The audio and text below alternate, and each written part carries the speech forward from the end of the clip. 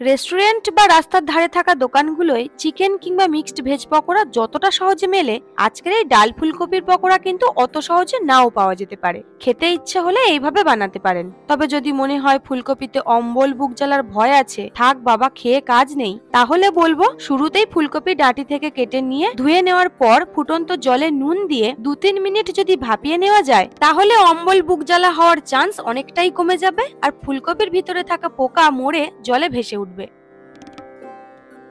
ঠান্ডা হয়ে গেলে একটা কাঁটা চামচ দিয়ে ফুলের ডাঁটির অংশে গেঁথে অন্য আর একটা কাঁটা চামচ দিয়ে এইভাবে টুকরো টুকরো করে নিয়েছি আর ডাঁটিটাও ফেলে দিয়েছি। গ্রেটারে গ্রেট করে নিলে কাজটা অনেক সহজ হবে, তবে সেক্ষেত্রে ফুলগুলো অনেক ছোট ছোট টুকরো হয়ে যায়। আগেও করে দেখেছি, ভাজার পর পকোড়ায় কামড় দিলে ঠিক ভালো লাগে না।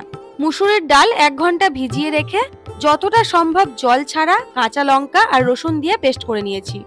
একেবারে কাদা কাদা পেস্ট করার দরকার নেই।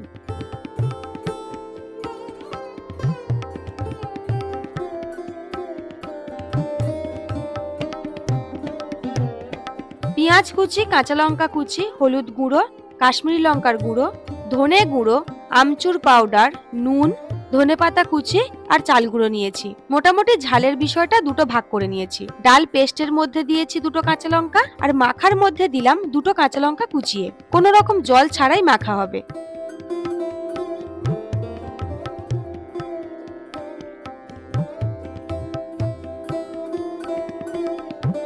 আঁচ বাড়িয়ে তেল কড়া করে গরম করার পর আঁচ মিডিয়াম করে পকোড়া ভাজতে হবে। পকোড়া তেলে দেওয়ার পর মিডিয়াম আঁচে 4-5 মিনিট ভাজা হলে একবার উল্টে পাল্টে দিতে হবে, তারপর আরো 3-4 মিনিট। পকোড়া মানেই মুখরোচক আর মুচমুচে ব্যাপার, সেটা সবেতেই হয়, সে চিকেন হোক কিংবা সবজির, শুধু স্বাদটা একটু আলাদা আলাদা। যেমন এই ডাল ফুলকপির পকোড়া একটু অন্যরকম।